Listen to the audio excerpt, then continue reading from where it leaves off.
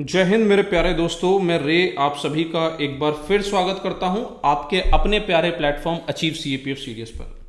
दोस्तों आज यहां पर मैं आपको दिखाने वाला हूं सिविल सर्विस 2025 में आए पॉलिटी के जो क्वेश्चंस हैं उनका डायरेक्ट सोर्स।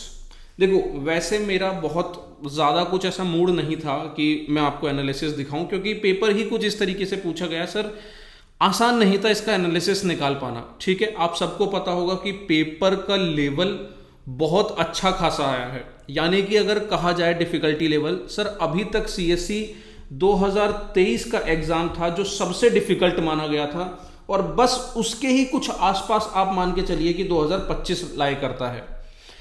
अब देखो क्या है ना कि बहुत सारे बच्चों के मैसेजेस देखे कि सर सीएपीएफ में भी अगर इतना ही डिफिकल्ट पेपर आता है तो हम कैसे करेंगे, हम कैसे सिलेक्शन लेंगे। सीएससी में एक भी क्वेश्चन आपकी एनसीईआरटी से नहीं आया है, एक भी क्वेश्चन सर सोर्सेस से नहीं आया है, पूरा का पूरा पेपर न जाने कहां से बना दिया है, कितना डिफिकल्ट बना दिया है, इस तरीके के सवाल बच्चे कर रहे थे। तो पहली चीज तो सर मैं यहां इस एनालिसिस से सिर्फ और सिर्फ ये दिखाने आया हूं कि मेरे भाई हर पेपर में ना एग्जाम क्रैक करने की एक होप होती है। देखो क्वेश्चन आपके सीएससी में 100 क्वेश्चन पूछे गए हैं, ठीक है, सीएपीएफ में 125 क्वेश्चन पूछे जाएंगे। देखो यार इन 100 क्वेश्चनों में मुझे सारे के सारे 100 क्वेश्चन आए ये जरूरी नहीं, ठीक है, और ना ही मेरी एग्जाम की डिमांड है, ना ही रिक्वायरमेंट है। मेरी रिक्वायरमेंट क्या है सर, अभी की जो कट ऑफ देखोगे 80 to 85 इसके आसपास कट ऑफ जा रही है। अब 80 से 85 के लिए मुझे 40 से 50 क्वेश्चन हार्डली ठीक करने, यानी कि इन 100 में से अगर मुझे 50 क्वेश्चन नहीं भी आते तो भी काम बनेगा, तो भी काम चल जाएगा। सेम सर इधर 125 के लिए मुझे सारे के सारे 125 क्वेश्चन तो नहीं करने, तो मेरे भाई उन 50 क्वेश्चनों को करने के लिए, 100 में से सिर्फ इन 50 क्वेश्चनों को करने के लिए, कट ऑफ निकालने के लिए एक उम्मीद हमेशा यूपीएससी कहीं ना कहीं छोड़ के जाती है। अब ये बात मैं आपको यहां पर दिखाता हूं इस पॉलिटिकल एनालिसिस से, ठीक है, मैं आपको बीच बीच में दिखाता रहूंगा और अपनी जो मैं कंक्लूजन लेकर आया हूं कि यार क्या है, कि हमें करना क्या है, वो भी मैं सब आपको बताता हूं। देखो यहां शुरुआत करते हैं हमारे इस वाले क्वेश्चन से, 87वां क्वेश्चन है आपका। अब ये क्वेश्चन देखना, देखो यहां पर इस पूरे पेपर में कहीं भी मेरा पर्पस ये नहीं कहना है कि ये पेपर आसान आया था, बस मुझे आपको वो एक उम्मीद की किरण जो होती है ना कि यार सर इतने सारे डिफिकल्ट पेपर में भी मैं पेपर कैसे निकाल सकता था, तो वो मैं आपको दिखाना चाह रहा हूं। जो वहम आपने पाल रखा है कि क्वेश्चन आपके सोर्सेस से नहीं आता, वो मैं आपका वहम मिटाना चाहता हूं। ये पूरा का पूरा पॉलिटी सर आपके एग्जाम में जो पॉलिटी आया है, ठीक है, वो पॉलिटी पूरा लक्ष्मीकांत से आया है। चलो शुरुआत करते हैं, आपको बीच में मैं आपको दिखाता रहूंगा। सर ये देखो यहां पर पहला ये क्वेश्चन देखिए, पहला क्वेश्चन कह रहा है कि on the dissolution of the house of the people the speaker shall not vacate his or office until immediately before the first meeting of house of the people after dissolution। यानी कि बात जो यहां पर हो रही है ना वो स्पीकर के बारे में हो रही है। ये पहले समझ लो कि स्पीकर एक मेरी थीम हो गई, ठीक है, ये मुझे तैयार करके रखनी है स्पीकर। और सर ये आज ही की बात नहीं है, स्पीकर कई बार एग्जाम में पूछा जा चुका है, ठीक है।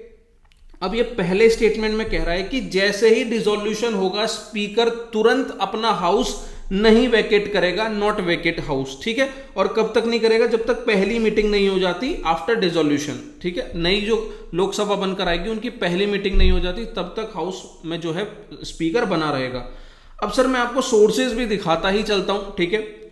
देखो यहां पर ये वाला जो टॉपिक है speaker of the Lok Sabha, sir अगर आप मेरा कोर्स का पार्ट होंगे या फिर कहीं पर भी आप मेरे साथ जुड़े होंगे तो मैंने आपको ये एनसीईआरटी, ये जो आपकी लक्ष्मीकांत है, इस तरीके से हाईलाइट करके समझाई थी पूरी। और यहां पर ये वाला हाईलाइट देखो सर, ये अलग से डबल स्टार मार्क किया था मैंने, ठीक है, डबल स्टार मार्क किया था। सर यहां पर जो भी चीज आप देखोगे ना बुक में ये पहले से हाईलाइटेड है, ऐसा नहीं है कि एग्जाम होने के बाद मैंने यहां पर कुछ हाईलाइट करके दिखाया है, ठीक है। और जो कुछ नया हाईलाइट होगा वो आपको इस तरीके से रेड पेन से दिखाई देगा, ठीक। अब सर यहां पर देखो कह रहा है कि it should be noted here that whenever the Lok Sabha is dissolved, जब भी लोकसभा डिसॉल्व होगी speaker does not Venkat his house, ठीक है, continues till newly elected Lok Sabha. तो सर ये वाला पॉइंट है ना इंपॉर्टेंट, और मैंने अगर इसे हाईलाइट करके डबल स्टार मार्क किया है तो सर कहीं ना कहीं इसे प्रीवियसली भी देखा गया है पेपर में। तो मेरे भाई ये वाला स्टेटमेंट तो सही है, फर्स्ट स्टेटमेंट सही है। Second, according to the provision of Constitution of India, a member of the House of the People on being elected as speaker shall resign from her political party immediately। ठीक है, political party immediately क्या कह रहा है कि जब भी कोई स्पीकर बनता है तो उसको अपनी पार्टी छोड़नी पड़ेगी ताकि वो अनबायस्ड तरीके से काम कर सके। अब सर आपने स्पीकर का देखो, स्पीकर का ना जो जितना भी डिस्क्रिप्शन है यहां से शुरू होता है मेरे भाई और यहां पे खत्म होता है डिप्टी स्पीकर से पहले, और यहीं लास्ट लाइन में देखना सर क्या कह रहा है कि ब्रिटेन में स्पीकर जो है स्ट्रिक्टली नॉन पार्टी मैन होता है, यानी कि वो पार्टी को रिजाइन करेगा स्पीकर बनने के बाद ब्रिटेन में। But this convention is not fully established in India. India में ऐसा नहीं है। इंडिया में क्या है, where the speaker does not resign from the membership of his party on the election of the exalted office. तो sir ऐसा नहीं है कि स्पीकर रिजाइन करेगा स्पीकर बनने के बाद अपनी पार्टी से, ऐसा बिल्कुल भी नहीं है। और सर आप यहां पर देखोगे, यहां धुंधला धुंधला आपको नजर आ रहा होगा, ये क्लियरली मैंने इस पैराग्राफ को अपनी बुक में कंक्लूड करके समझाया था कि मेंशन करो यहां पर अपनी किताब में कि speaker not resign from the party. देखो सर ये लिखा हुआ है, ठीक है, और यहां मेंशन भी किया हुआ है कि इंडिया में, सिर्फ इतना ही हाईलाइट किया था मैंने, ठीक है, हाईलाइट भी ये उसी समय का है। तो देखो सर अगर आपने बुक अपनी लक्ष्मीकांत पढ़ी है तो ये क्वेश्चन बहुत ज्यादा ऐसा तोप नहीं था जिसे आप नहीं कर सकते। और सबसे अच्छी चीज होती है सर एलिमिनेशन मेथड। अगर आप समझ लो कि ये सेकंड ऑप्शन गलत है, ठीक है, सेकंड ऑप्शन गलत है, तो सर यहां जब भी देखो, यहां पर एक छोटी सी और बात बताता हूं, जब आपको पता चले कि पहला सही है तो फिर आप ऑप्शन पे मत जाओ, ठीक है। जब आपको पता चले कि कोई ऑप्शन गलत है, यानी कि जैसे कि सेकंड गलत है, तो तुरंत आप ऑप्शन पे जाओ कि अब यहां मेरा कुछ एलिमिनेट हो रहा है क्या। तो सर मैं यहां से अगर सेकंड हटा देता हूं तो ये भी मेरा नहीं होगा, ये भी मेरा नहीं होगा, ये भी मेरा नहीं होगा, तो मेरे भाई आंसर बिना पढ़े थर्ड स्टेटमेंट के आ गया, नहीं आ गया। सर यहां पर बहुत समझदारी वाली बात बता रहा हूं कि पेपर बहुत दिन ब दिन लेंदी होता चला जा रहा है। आपका ये वाला एग्जाम अगर सीएससी का देखोगे ना सर, 3 स्टेटमेंट, 4 स्टेटमेंट, 5 स्टेटमेंट, मतलब वन लाइनर क्वेश्चन तो 10 से 15 क्वेश्चन ही हैं। तो अब इतने सारे मतलब स्टेटमेंट वाले क्वेश्चनों में जो अपने आप में ही 3-4 क्वेश्चनों के बराबर है, आप टाइम कैसे बचाओगे सर? इस तरीके से बचाओगे। अब क्या मुझे जरूरत है मैं थर्ड स्टेटमेंट पढ़ूं? सर मैं क्यों पढ़ूंगा इस स्टेटमेंट को?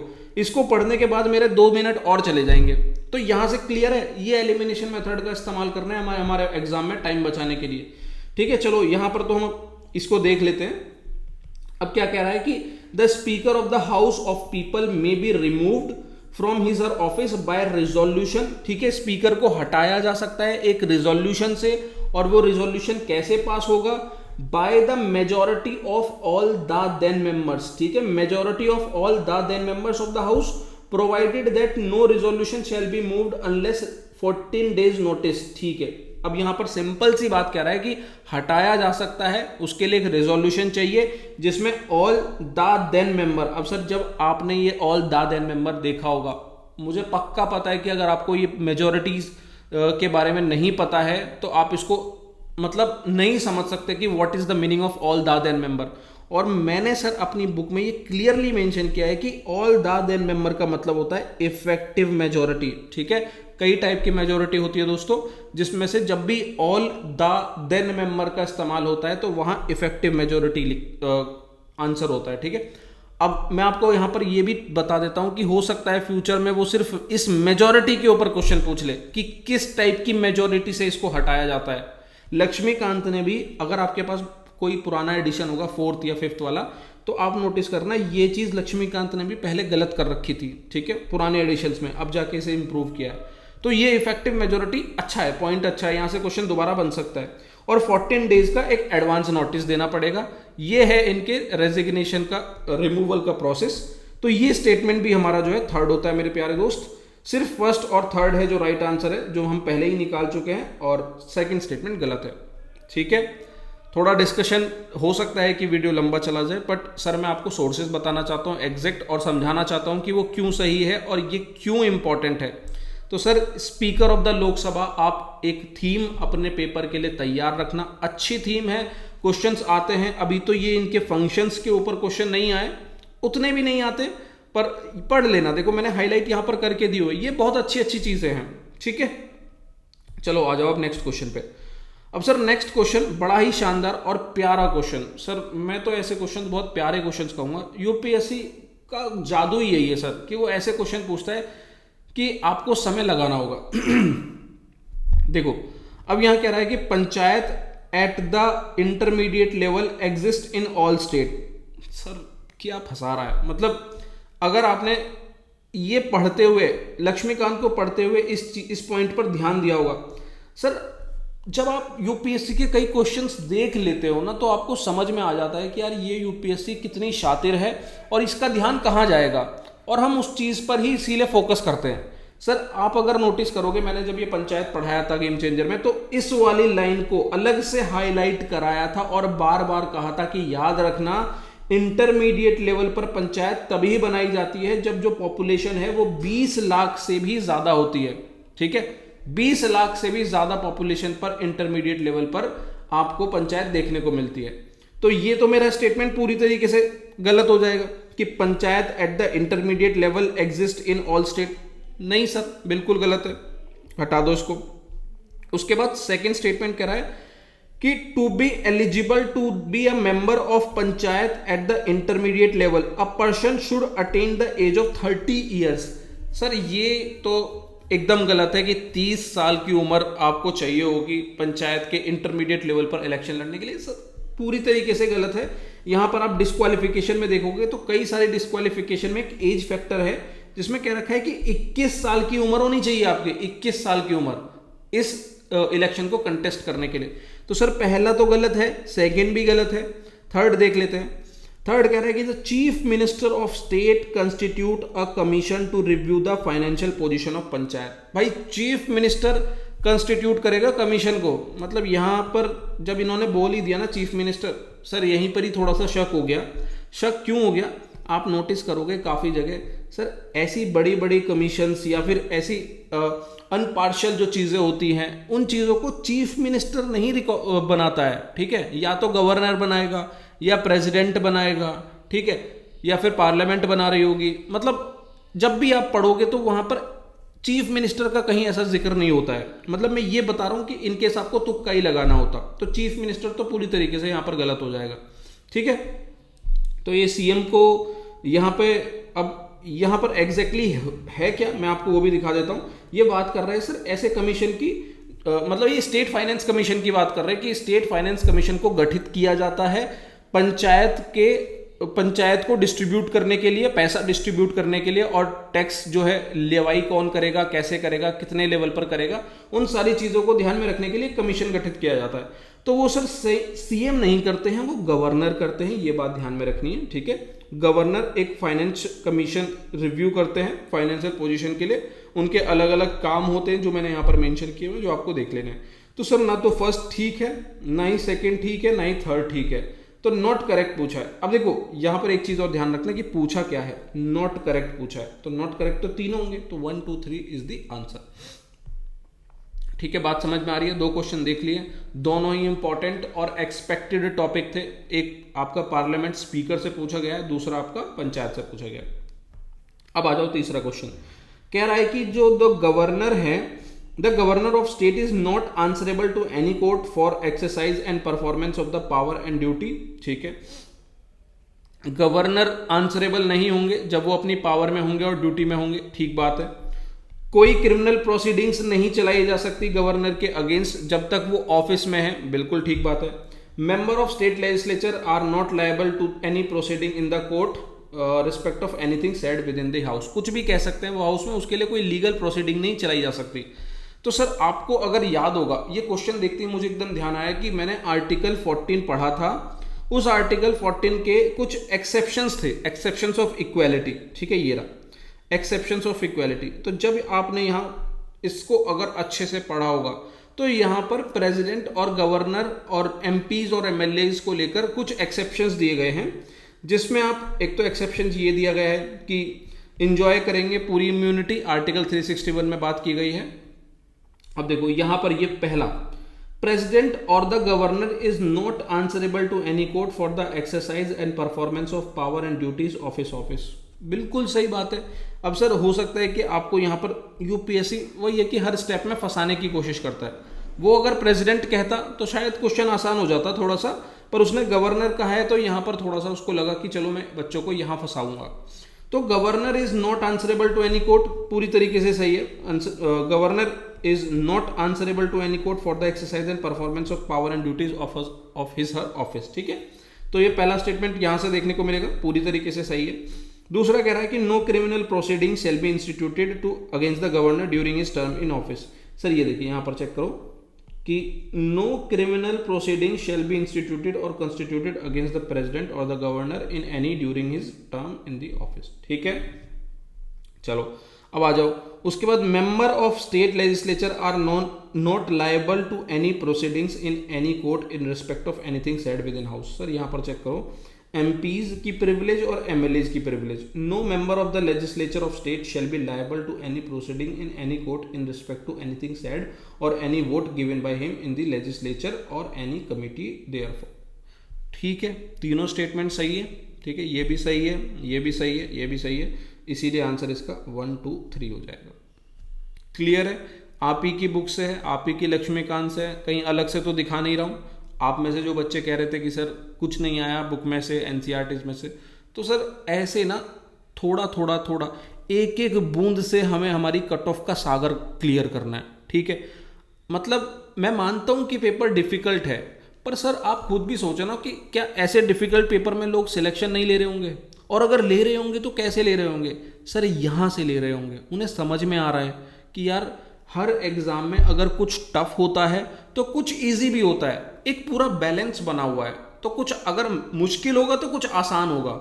इसीलिए सर, इसीलिए आपको कुछ नहीं छोड़कर जाना है। ये मैं वीडियो के एंड में भी कंक्लूड करने वाला हूं और अभी भी बता दे रहा हूं कि आपको कुछ भी एग्जाम में छोड़कर नहीं जाना है। आप में से बहुत बच्चे सर पॉलिटी छोड़ देते हैं, बहुत कम आता है, 9-10 क्वेश्चन आते हैं, सर हिस्ट्री में से तो क्वेश्चन जो आते हैं वो होते ही नहीं है। भाई पेपर में कुछ भी खेल हो सकता है। इस बार हो सकता है कि आपका साइंस जो अभी तक आसान आ रहा हो उसे डिफिकल्ट बना दिया जाए। हो सकता है कि इस बार का जो पॉलिटी है वो 9 क्वेश्चन से उठा के 18-20 कर दिए जाए और उसको आसान बना दिया जाए, क्योंकि यहाँ आप देख ही रहे हो वही खेल हुआ है। तो पॉलिटी भी पढ़ के जाओ अच्छे से, हिस्ट्री भी पढ़ के जाओ अच्छे से, सब कुछ पढ़ के जाओ, कुछ भी छोड़ना नहीं है।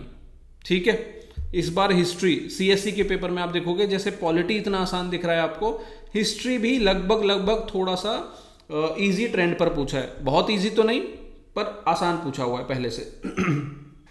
आ जाओ। If any question arises as whether a member of the house of the people has become subject to disqualification under the 10th schedule president decision। Sir किसी ने भी ध्यान से अगर एंटी डिफेक्शन लॉ पढ़ा होगा या फिर डिस्क्वालिफिकेशन पढ़ी होंगी हमारे पार्लियामेंट में, ठीक है, तो ये आपको समझ में आ रहा होगा कि जो प्रेसिडेंट का डिसीजन है वो फाइनल नहीं होता है। प्रिसाइडिंग ऑफिसर जो स्पीकर है आपका हाउस का, उसका डिसीजन फाइनल होता है। सर यहां पर देखो, मैं एंटी डिफेक्शन लॉ के चैप्टर में दिखाता हूं। डिसाइडिंग अथॉरिटी, एक अलग ही पॉइंट दिया है डिसाइडिंग अथॉरिटी नाम से, और क्या है कि any question regarding disqualification arises out of defection is to be decided by the presiding officer of the house. अब वो प्रिसाइडिंग वर्ड के नाम से कंफ्यूज कर दिया आपको, ठीक है। कंफ्यूज मतलब ये तो तय था मेरे भाई, क्योंकि जब आप पार्लियामेंट का चैप्टर देखोगे ना तो वहां आर्टिकल नंबर 108 है या 103 है, मुझे एग्जैक्टली याद नहीं आ रहा, वहां पर डिस्क्वालिफिकेशन के प्रोविजन दिए हुए हैं और बताया हुआ है कि कई सारी डिस्क्वालिफिकेशन है जिसमें प्रेसिडेंट फाइनल अथॉरिटी होगा। बट जब बात आपकी एंटी डिफेक्शन की बात आती है, जब बात आपकी आर्टिकल शेड्यूल 10th की आती है, ठीक है, डिस्क्वालिफिकेशन की आती है, तो यहां पर प्रिसाइडिंग ऑफिसर होगा जो फाइनल अथॉरिटी होगा, याद रखना। ठीक है, चलो देखो सर, बताने के लिए ना और भी बहुत सारी चीजें हैं इस चैप्टर में एंटी डिफेक्शन में, कि सर ये कब आया, इसमें कैसे कैसे डिस्क्वालिफिकेशन होता है, ठीक है, उसके बाद इसमें जुडिशियल रिव्यू का क्या प्रोसेस है। पर आप भी इस बात को समझना कि मैं यहाँ पर चैप्टर पूरा का पूरा पढ़ाने नहीं आया हूँ, क्योंकि अगर ये करने लगूंगा तो सर ये वीडियो ही 4 से 5 घंटे की हो जाएगी। मेरा पर्पस आपको ये बताना है कि सर ये कहाँ से पूछा हुआ है, आपके सोर्स से ही पूछा हुआ है, और इस सोर्स में मेरे लिए वो चैप्टर अब ज़रूरी हो जाता है उसको तैयार करना, ठीक है। और ये चीज़ हम पहले से प्रेडिक्ट कर सकते थे या नहीं कर सकते थे, आप हाईलाइट से देख सकते हो। सर ये जो भी हाईलाइट है ना, सिवाय जो रेड पेन से मैंने सर्कल किया हुआ है, ठीक है, वो सिर्फ नया है जो रेड पेन से सर्कल किया हुआ है, बाकी जितना भी हाईलाइट आप जो ये देख रहे हो वो सब का सब पुराना है, ठीक है। तो मतलब हम प्रिडिक्ट कर सकते थे इस चीज़ को। उसके बाद सेकंड स्टेटमेंट में कह रहा है कि there is no mention of the word political party in constitution of India. Sir पूरी तरीके से गलत है। अगर आपने 10th शेड्यूल का एंटी डिफेक्शन के कुछ भी पॉइंट अगर आपके ध्यान में होते कि डिस्क्वालिफिकेशन कैसे होता है, तो सर बहुत जगह सीधा पॉलिटिकल पार्टी की बात करता है, जैसे a member of house belonging to any political party becomes disqualified for being a member of house if he voluntary give up his membership. तो यहाँ पर 4 तरीके से जो है गिव अप करता है पॉलिटिकल पार्टी को। तो यहां पर देखो मेंशन किया है ना पॉलिटिकल पार्टी। भाई डिस्क्वालिफिकेशन के बारे में डिस्कशन बिना पॉलिटिकल पार्टी के नाम से हो ही नहीं सकता, अगर आपको बिल्कुल भी ध्यान हो थोड़ा बहुत। तो सर ये सेकंड स्टेटमेंट भी गलत है, पहला भी गलत है, आंसर आपका नाइदर वन नॉट टू होगा, ठीक है। समझ में आ रही है बात? चलो अब आ जाओ एक और बहुत प्यारा क्वेश्चन। सर आपको पता नहीं यकीन हो रहा है नहीं हो रहा है, आपकी चीजें सीधी की सीधी आपकी लक्ष्मीकांत बुक से आई है। तो पॉलिटी के लिए जो आप कंफ्यूज रहते हो कि मुझे क्या पढ़ना है, मुझे पॉलिटी के लिए लक्ष्मीकांत पढ़नी है, ये बात क्लियरली ध्यान रखो दिमाग में, ठीक है। फिर मैं कहूँगा कि मेरा कोई मकसद नहीं है ये क्लियर करने का, ये बोलने का कि पेपर बहुत आसान आया था। मेरा मकसद सिर्फ और सिर्फ आपको ये बताना है कि इस डिफिकल्ट पेपर में भी कैसे मैं आसान चीज़ों को अटेम्प्ट करके अपना सिलेक्शन ले सकता हूँ, मैं कैसे आपको एक उम्मीद की किरण दिखा सकता हूँ, एक होप दिखाता हूँ। मेरा बस वही पर्पज़ है, ठीक है। अब मैं कहूं कि सर ऐसे क्वेश्चन जो अभी आपने पॉलिटी में देखे, ये भी सर कितने डिफिकल्ट आए थे, सर इन्हें आप डिफिकल्ट नहीं कह सकते। और आप बेशक भाई उस एग्जाम प्रेशर में इन क्वेश्चनों को भी ठीक कर पाना आसान नहीं होगा, मैं पूरी तरीके से सहमत हूं, पर भाई कहीं से तो आपको सिलेक्शन निकालना पड़ेगा ना। अगर आप उस प्रेशर में आकर ऐसे क्वेश्चन भी गलत कर जाओगे तो फिर सिलेक्शन लोगे कैसे, ठीक है। तो थोड़ा सा पॉजिटिव साइड देखो, हर चीज़ को सिर्फ नेगेटिव नहीं कि अरे यार कैसे होगा नहीं होगा, ऐसे कैसे क्वेश्चन पूछ लिए। सर मैं दिखा रहा हूं आपको कि कैसे होगा, ठीक है। अब ऑर्डिनेंस के ऊपर क्वेश्चन आता है, ये 3 पॉइंट ऑर्डिनेंस के ऊपर दिए हुए हैं। सर प्रेसिडेंट पे 2 क्वेश्चन पूछे हुए हैं, और ऐसा कोई पेपर नहीं हुआ अभी तक जितने भी 2025 में पेपर हुए हैं कि प्रेसिडेंट पे क्वेश्चन ना आया हो। अब सर ये प्रेसिडेंट का ऑर्डिनेंस का क्वेश्चन देखो, यहां आपके ऑर्डिनेंस समझा रखा है, ordinance making power of the president. Sir मुझे खुद यकीन नहीं हुआ कि मैंने ये सब चीजें हाईलाइट की हुई थी पहले से। देखो क्या कह रहा है, an ordinance can amend any central act, ठीक है। मैं अभी इसको बताऊंगा कि ये बिल्कुल ठीक है, कोई भी सेंट्रल एक्ट को अमेंड कर सकता है। An ordinance can abridge a fundamental right, ये ऑर्डिनेंस फंडामेंटल राइट को अब्रिज नहीं कर सकता, ये स्टेटमेंट गलत है। अब सर इतना ही अगर आपने ध्यान दे लिया ना, अच्छा ये चीज मैं आपको बता दूं, आपने आर्टिकल 13 जब पढ़ा होगा, जब जहां पर हम लॉज की बात करते हैं कि जो भी लॉ हमारे फंडामेंटल राइट के अगेंस्ट जाएंगे उनको नल एंड वॉइड डिक्लेयर कर दिया जाएगा, ठीक है। तो ये अगर सेकेंड ऑप्शन आपने देखकर मार लिया कि गलत है यार, इसमें क्या ही देखना, तो आप सीधे एलिमिनेशन मेथड, मैंने क्या बोला, जब भी कोई ऑप्शन गलत होता है सीधे एलिमिनेट करने आओ कि सेकेंड हटाओ, सेकेंड हटाओ, सेकेंड हटाओ, आंसर आ गया 1 और 3, ठीक है। बिना पढ़े एक बच्चा इस क्वेश्चन को हो सकता है कि 2 मिनट दे रहा होगा, आपने सिर्फ 30 सेकंड, 30 सेकंड तो मानना ही पड़ेगा, इतना तो देखना ही पड़ेगा, 30 सेकंड में आपने इसका आंसर कर दिया, ठीक है। उसके बाद an ordinance can come into effect from back date. आ जाओ यहां पर देखो सर, यहां पर आप देखो, नोटिस करो, ये मैंने कैसे हाईलाइट करके दिया हुआ है कि his power of ordinance making, His power of ordinance making is not a discretionary power। अब ये वाला पॉइंट दिया नहीं, इसमें दे सकता है फ्यूचर में, अच्छा पॉइंट है, मैंने हाईलाइट भी किया। उसके बाद he can promulgate or withdraw any ordinance only on the advice of council of minister headed by the prime minister, ठीक है। अब ये देखो सर, यहाँ मैंने एक बॉक्स बनाया हुआ है, ये देखो ये अलग से बॉक्स बनाया हुआ है उस समय। अब यहाँ पर मैंने एन ऑर्डिन 3 पॉइंट मैंने मार्क किया, 1 2 3, ये 3 पॉइंट मार्क किए और ये 3 ही पॉइंट आपको यहां पर ये 3 पॉइंट बना कर दिया है पेपर में। An ordinance like any other legislation can be retrospective, that is it may come into force from back date, ठीक है। सर ये देखो यहाँ पर ये an ordinance can come into effect from back date, तीसरा स्टेटमेंट सही है। दूसरा स्टेटमेंट मार्क किया, इट में मॉडिफाई और repeal any act of parliament और अनदर ऑर्डिनेंस, ठीक है। It may repeal any act of parliament, तो सेंट्रल एक्ट को भी रिपील कर सकता है, सेकंड स्टेटमेंट हो गया। फिर तीसरा कह रहा है कि इट कैन ऑल्टर और amend a tax law also, however it can not issue to amend the constitution, amend नहीं कर सकता कॉन्स्टिट्यूशन को, फंडामेंटल राइट्स को अमेंड नहीं कर सकता, तो सेकंड हमारा यहां पर गलत हो जाता है। सर देख रहे हो सर, यहां पर एक भी चीज मैंने ऐसी नहीं है कि आपके एग्जाम के बाद मार्क की हो, ये पहले से ही मार्क किया हुआ है। आप मेरी जो कंक्लूजन वीडियो है आप वो जाकर देख लेना, आप बच्चों को पता होगा जो गेम चेंजर में है, जाकर आप चेक करना मैंने ये चीज वहां पर मार्क की हुई है या नहीं की हुई है, ठीक है। और यहां अलग से लिख भी रखा है कैन बी रेट्रोस्पेक्टिव, ठीक है, बैक डेट में जाकर इसको लगाया जा सकता है। तो सर यहां पर आंसर आपका क्लियर है, सोर्स आपका क्लियर है। पेपर में ये क्वेश्चन आसान था डिफिकल्ट था, अब ये आप ही तय करिए। चलिए अब अगला क्वेश्चन है सर, कह रहा है कि इसमें बताना है कि कौन सी जो है आपकी कॉन्स्टिट्यूशनल बॉडी है। How many of the above are were established as per the provision of the constitution of India. तो सिंपल सी बहुत बात है कि आपको पूछ रहा है कि इसमें से कितनी कौन सी जो है कॉन्स्टिट्यूशनल बॉडी है। अब सर आपको याद होगा कि inter state council article number 263 कितना कुछ यहाँ पर जो है कमीशंस ने डिस्कशन किया था और बार बार इसको बनाने की बात की थी, और फाइनली आर्टिकल 263 जहाँ तक है मेरा ख्याल इंटर स्टेट काउंसिल उसी के अंदर आता है, ठीक है। तो ये हमारा कॉन्स्टिट्यूशनल बॉडी है। नेशनल सिक्योरिटी काउंसिल, सर ये कैसे हो सकता है आपका कॉन्स्टिट्यूशनल बॉडी, ठीक है। तो ये तो एक एग्जीक्यूटिव ऑर्डर से बनाया गया था प्राइम मिनिस्टर के सपोर्ट के लिए। इसको मैं हटाता हूँ सेकेंड ऑप्शन को।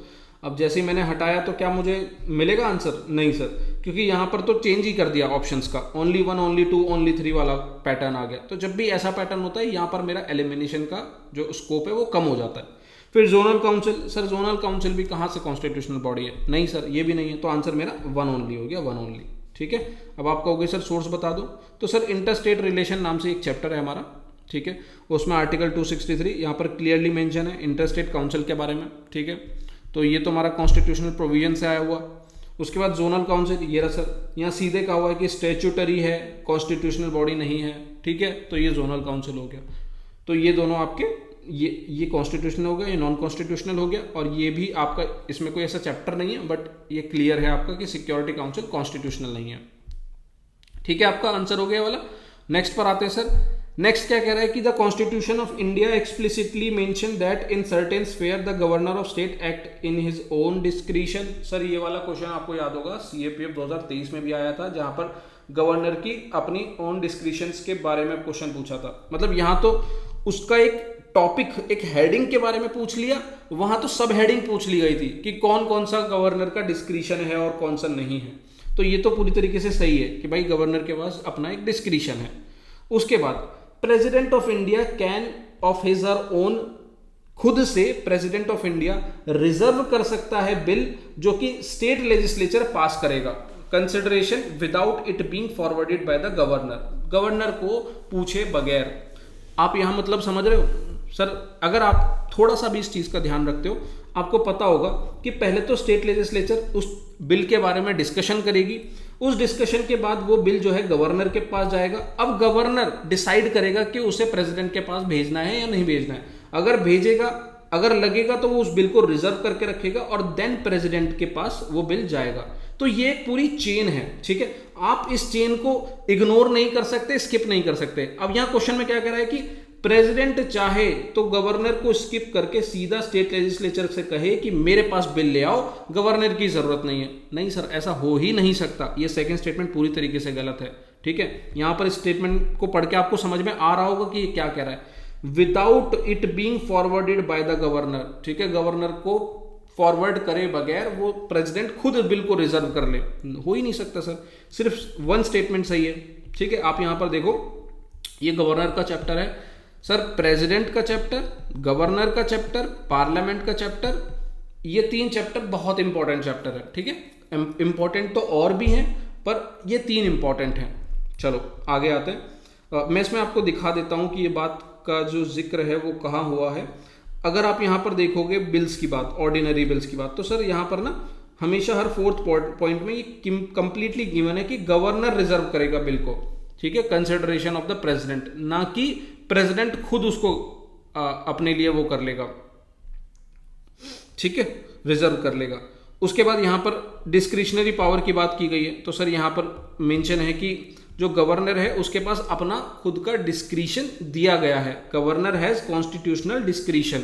और सर यहीं से क्वेश्चन आया था उधर क्या बोलते हैं आपका CAPF में, ठीक है। तो गवर्नर के पास अपना डिस्क्रिशन है और उन्होंने यहाँ पर इन पॉइंट से क्वेश्चन पूछे हुए थे। सर ये जो डिस्क्रिशन वाला पेज है ना, इसको थोड़ा सा ध्यान रखना, डिस्क्रिशन वाला पेज बहुत इंपॉर्टेंट है। गवर्नर के ज़्यादातर क्वेश्चन जो बन के आते हैं यहाँ डिस्क्रिशन से पूछे जाते हैं, ठीक है। चलो आगे बढ़ते हैं। अब ये वाला क्वेश्चन मैं कहूँगा कि सबसे आसान क्वेश्चन आपके पॉलिटी का, क्योंकि यहाँ पर डायरेक्ट आपके आर्टिकल्स पूछ लिए हैं। और सर ये आर्टिकल आपको पता है कि फंडामेंटल ड्यूटी है, DPSP है, आपका CGS 2025 में भी पूछा गया था, आपका CISF 2025 में भी पूछा गया था, और शायद NDA और CDS में भी पूछा गया था। तो भाई 25 में तो ये पूछ ही रहा है, तो DPSP और फंडामेंटल ड्यूटीज तैयार कर लेना। कह रहा है कि separation of judiciary from executive in the public service of the state, sir सही है, DPSP के अंदर आता है ये। फिर कह रहा है कि valuing and preserving of the rich heritage of the composite culture, ये भी सही है सर, फंडामेंटल ड्यूटीज में आता है। और कह रहा है कि prohibition of employment of children below the age of 14 years in factories, ये भी पूरी तरीके से सही है सर, फंडामेंटल राइट का पार्ट है। तो सर तीनों स्टेटमेंट सही हैं, और तीनों का अगर एक्सप्लेनेशन मैं आपको देना चाहूँ तो सर ये रहा आपका to separate the judiciary from executive in public service of the state, तो सर ये आपका DPSP आ गया। उसके बाद अगर फंडामेंटल ड्यूटीज की बात करूं तो sir to value and preserve the rich heritage of the country's composition culture, ये आपका फंडामेंटल ड्यूटीज के अंदर आ गया, ठीक है। उसके बाद आपके अगर हम बात करें फंडामेंटल राइट्स की, तो प्रोहिबिशन ऑफ एम्प्लॉयमेंट, ये रहा आपका article 24, prohibits the employment of children below the age of 14 years. तो जो बच्चे ये सोचते हैं ना कि यार आर्टिकल्स तो नहीं पूछे जाते हैं पर तरीका अलग होता है। तो ये क्वेश्चन अगर आपने गलत किया है तो आप थोड़ा सा समझ लीजिए, तैयारी को अपना बेहतर बनाइए, ठीक है। अब इस वाले क्वेश्चन पर आते हैं। ये क्या कह रहा है, इसमें कह रहा है कि with reference to the constitution of India if an area is in a state is declared the scheduled area 5th schedule के अंदर, तो इसमें से कौन सा कथन जो है, कौन सा स्टेटमेंट जो है सही होगा। अब सर 5th शेड्यूल, ठीक है, शेड्यूल्ड एरिया की बात हो रही है, और स्टेटमेंट कह रहा है कि state government loses its executive power in such area and a local body assumes total administration। Sir नाम इस स्टेटमेंट को ही पढ़ के मुझे एक्सट्रीम वर्ड्स दिखाई दे रहे हैं। Total losses it's executive power, भाई स्टेट गवर्नमेंट लॉस नहीं करता है अपनी एग्जीक्यूटिव पावर, मतलब अगर मुझे पता है तो भी मैं इसको कर लूंगा, और नहीं पता है तो भी शायद मैं इसको गलत करूंगा फर्स्ट को, ठीक है। तो ये तो सर गलत होगा पहला स्टेटमेंट।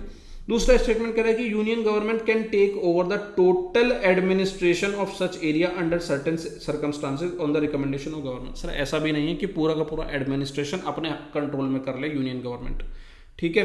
तो सर दोनों ही स्टेटमेंट आपके गलत हैं, आंसर आपका यहाँ पर नाइदर 1 और 2 होगा। इसका जिक्र जो है शेड्यूल्ड एंड ट्राइबल एरिया, जब आप इस चैप्टर को पढ़ोगे 42, सर ऐसा डायरेक्टली स्टेटमेंट कहीं नहीं देखने को मिलेंगे, बट जब आप इनके डिक्लेरेशन पढ़ोगे, इनके फीचर्स पढ़ोगे, शेड्यूल्ड एरिया का declaration, executive power of state and centre, तो आपको यहाँ पर इस चीज का समझ में आएगा कि ये स्टेटमेंट क्यों गलत है, ठीक है। इस चैप्टर को भी तैयार रखिए आगे फ्यूचर के लिए। अब उसके बाद सर आते हैं, यहाँ पर 3 आपके पॉइंट्स दिए हुए हैं, ठीक है, और पूछ रहा है कि इसमें से for a constitutional amendment with respect to which of the above ratification by the legislature of not less than 1.5 of the state is required before presenting the bill to the president of India. तो देखो bill को पास करने के 2-3 तरीके होते हैं, तो जिसमें से ये पूछ रहा है कि जो स्टेट का कंसिडरेशन होता है, ठीक है, जिसमें हाफ ऑफ द स्टेट से रेटिफाई कराया जाता है बिल को, वो कौन कौन से हैं, इसमें से कौन कौन से हैं वो बिल, ठीक है, ठीक है। तो ये पूछ रहा है इसमें। अब इस चीज को अगर आपने अमेंडमेंट ऑफ द कॉन्स्टिट्यूशन पढ़ा होगा तो सर वहां पर क्लियरली मेंशन किया हुआ है कि ऐसे कुछ प्रोविजन है जहां पर आपके स्टेट का रोल होगा, वहां पर आपके स्टेट का रोल होगा। वो कौन कौन से हैं, वो या तो इलेक्शन ऑफ द प्रेसिडेंट, जब भी बात प्रेसिडेंट के इलेक्शन की बात आएगी तो स्टेट से बिल को रेटिफाई कराया जाएगा। जब extent of the executive power of union and state, extent of the executive power, अब सर यहां पर देखो यही पॉइंट है ना, extent of the executive power of union and state, ये रहा, ये उसके बाद थर्ड है सुप्रीम कोर्ट और हाई कोर्ट का जब भी कोई बिल आएगा, जब डिस्ट्रीब्यूशन होगा legislative power between union and state, यहां पर भी आपका स्टेट रेटिफिकेशन किया जाएगा। जीएसटी काउंसिल्स की जब बात होगी।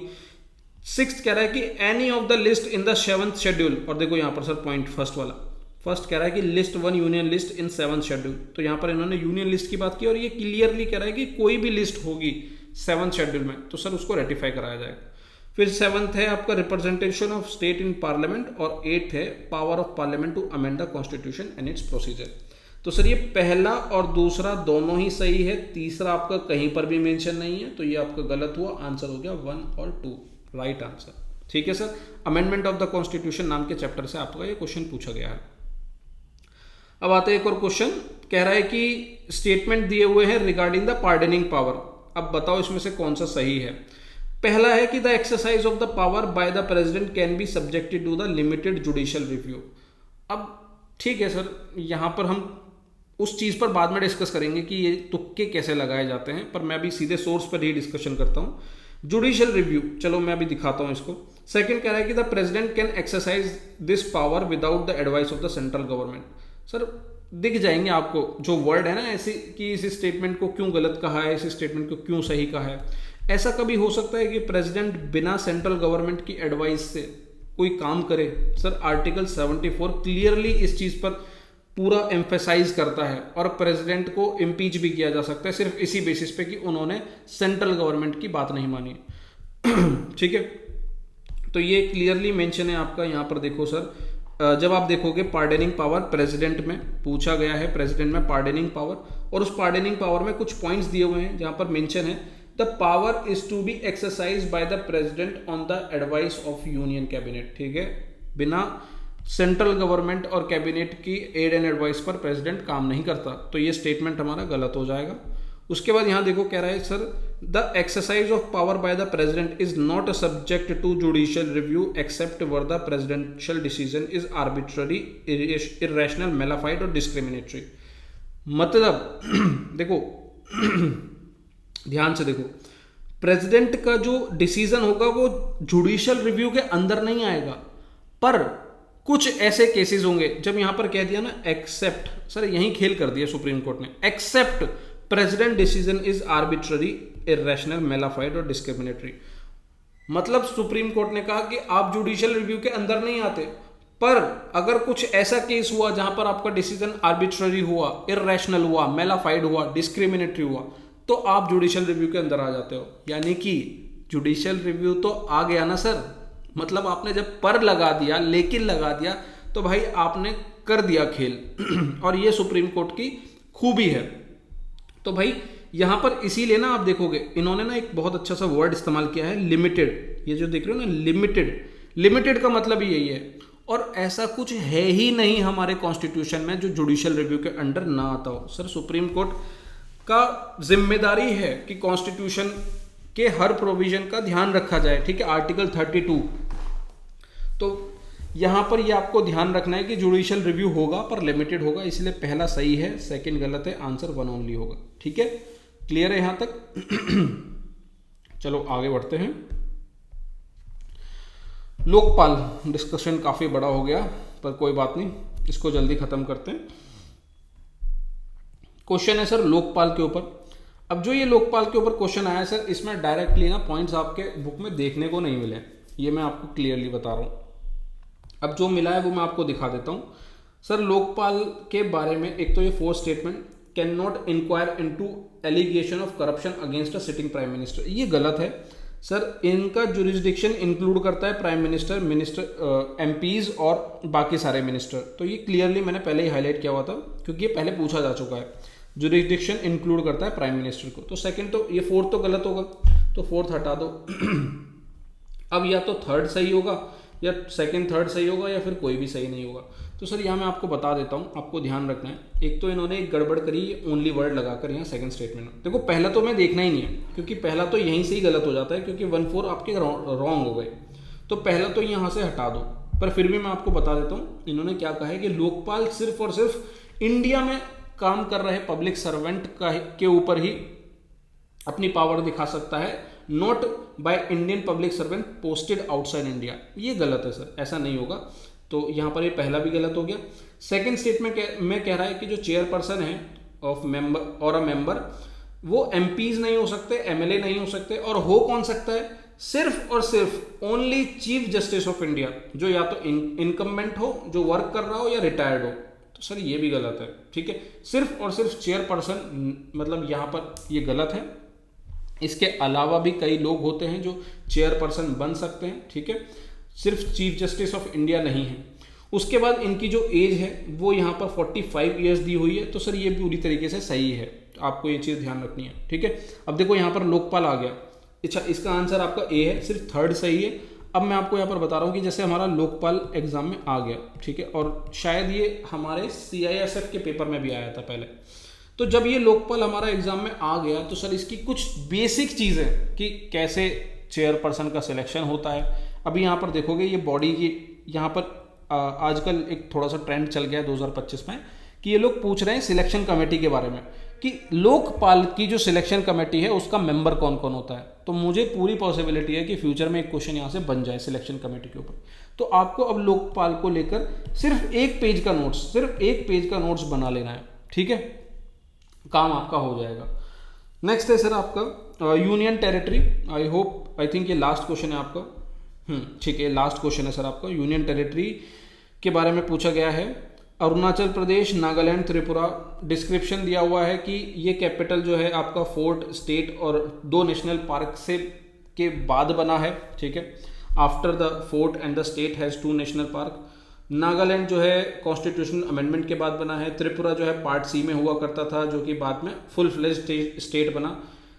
सर इसका आंसर तीनों ही सही है और इसका कोई एक्सप्लेनेशन नहीं मैं आपको दे पाऊंगा क्योंकि ये आपके सोर्सेज से है ही नहीं, ठीक है। हाँ, थर्ड वाला स्टेटमेंट आपको देखने को मिल जाएगा, ये त्रिपुरा जो कि पहले पार्ट सी में था। जब आप यूनियन टेरिटरी देखोगे तो पार्ट सी त्रिपुरा यहाँ पर, जो कि बाद में आप यहाँ पर नोटिस करोगे यहाँ पर मेंशन किया हुआ है कि त्रिपुरा जो कि स्टेट बना दिया था, फुल फ्लेज स्टेट बना दिया था। पर वही बात है कि सर ऐसा क्वेश्चन जो पूरी तरीके से जिस पर हमारा ध्यान जा ही नहीं सकता, जिसे हम अटेम्प्ट कर ही नहीं सकते, उसको हम पूरी तरीके से इग्नोर कर सकते हैं। तो ये वाला स्टेटमेंट, ये वाला जो क्वेश्चन है सर, आप इसको स्किप भी कर सकते थे, ये क्वेश्चन करने लायक था नहीं, ठीक है। तो इसका कोई सोर्स नहीं है। तो मेरे प्यारे दोस्त, आपके पूरे पॉलिटी में मैं आपको एक बार क्लियर कर देता हूँ, 14 क्वेश्चन आए हैं पॉलिटी में, 14 क्वेश्चन। अब इन 14 क्वेश्चन में आप कितने कर सकते थे, कितने नहीं कर सकते थे, वो मैंने आपको दिखा दिया, ठीक है। पॉलिटी एक अच्छी खासी होप आपको देकर गया इस एग्जाम में। अब यहाँ से मेरा जो कंक्लूजन निकल के आता है वो क्या है मेरे भाई, कि आप जो CAPF की तैयारी कर रहे हो, जो CAPF का पेपर आपका होने वाला है, उसके लिए प्लीज प्लीज प्लीज पॉलिटी को अच्छे से तैयार करके जाओ, क्योंकि पॉलिटी पूरी की पूरी उम्मीद रखता है कि क्वेश्चन बढ़ जाएं और एक आसान साइड यहाँ पर क्वेश्चन देखने को मिले, ठीक है। दूसरी चीज, हिस्ट्री जो आप छोड़कर जा रहे हो वो हिस्ट्री छोड़कर मत जाओ, कुछ हद तक हिस्ट्री कर लो, क्योंकि आप CSE में देखोगे हिस्ट्री ने भी काफ़ी बच्चों की मदद किया है इस एग्जाम को क्रैक करने में, ठीक है। और देखो मेरे और भी पॉइंट्स हैं, मुझे और भी चीज़ें डिस्कस करनी है CSE के बारे में। इस एक वीडियो में मैं डिस्कशन पूरा नहीं कर सकता। देखो ऐसा भी नहीं था कि मैं पूरा जिस दिन पेपर हुआ उसी दिन आपके साथ डिस्कशन कर लेता, क्योंकि समय लगता है सर पेपर को ऑब्जर्व करने में, समझने में। ये एनालिसिस भी आप देख रहे हो कि 2 दिन बाद आ रहा है, क्योंकि टाइम लगता है यार चीज़ों को पकड़ने में, उसको देख पाने में कि हाँ क्या आसान था, क्या मुश्किल था, मुश्किल पेपर में भी कैसे आसान चीज़ों को ढूंढा जा सकता था, मैं अपने बच्चों को कैसे एक उम्मीद दिखा सकता हूँ इस एग्ज़ाम को क्रैक करने की, ठीक है। तो आई होप आपको चीज़ें समझ में आ रही होगी और जल्द ही हम एक और डिस्कशन करेंगे इस चीज़ को लेकर कि कैसे हमारी CSE से CAPF के लिए कुछ चीज़ें हैं जो हमें सीखनी है। उम्मीद करता हूं दोस्तों आपको ये डिस्कशन पसंद आया होगा, मज़ा आया होगा, चीज़ें सीखने को मिलेंगी। तो आप हमें सब्सक्राइब करेंगे, कमेंट करेंगे और जो भी आपकी क्वेरी रहेगी वो आप हमें बताएंगे। थैंक यू दोस्तों, जय हिंद।